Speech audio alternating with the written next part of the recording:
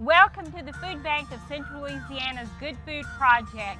Come along and explore with us as we go through kids' gardening lessons, all aligned with the Louisiana Believes science curriculum. Today's lesson is about composting.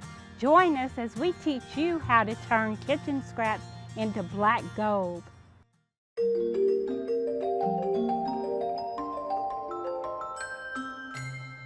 A rind is a terrible thing to waste, so we compost it.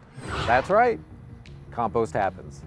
Let me tell you a little bit about composting here at the Good Food Project. Do you want to harvest more produce, prettier flowers, and have a healthier garden and backyard? If so, you need one of these. Welcome to the Good Food Project's compost bin. What is compost? Compost is organic material that can be added to soil to help plants grow. That's why we have one here in the garden. The compost that we make here is a huge part of the soil mix that we use when we plant our seedlings. We also add it to the vegetable plants and flower beds in the garden to help them grow. According to the EPA, about 30% of everything we throw away can be composted instead of going to a landfill. With no extra cost, you can start collecting your family's kitchen scraps and start turning them into plant food. What can I compost? A compost needs green and brown stuff. You can add almost anything from your kitchen and garden. Some things like eggshells, apple cores, cut flowers, coffee grounds, tea and tea bags are all great in the compost bin. We are constantly adding material to our compost pile. Organic materials like leaves, grass clippings, fruit peelings, and vegetables decompose or break down into smaller and smaller pieces because of tiny living organisms such as bacteria or fungus that can be found in the compost. These organisms are known as microorganisms. Microorganisms feed on green and brown stuff in compost bins. Brown stuff is dead, dry plant parts, like pine needles and leaves. Brown stuff has an important element called carbon. Green stuff is grass clippings and kitchen vegetable scraps. Green stuff has an important element, nitrogen.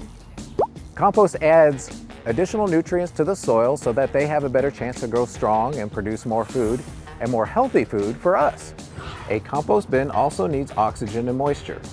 Without air, your pile may start to get stinky. So we sprinkle the compost bin with water once or twice a week. We also turn the bed over with a shovel a couple of times a week too. With the right mixture of water, organic material, and air, the compost should smell like good, rich, earthy dirt. So our friends, Cali Compost and Mighty Mini Microbes say, try making your own mini compost bin at home.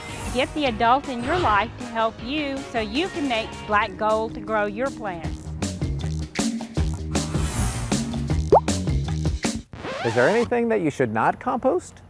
While they are compostable, animal products like meat or bones will start to smell and attract pests. Toss those kind of things in your regular old garbage can.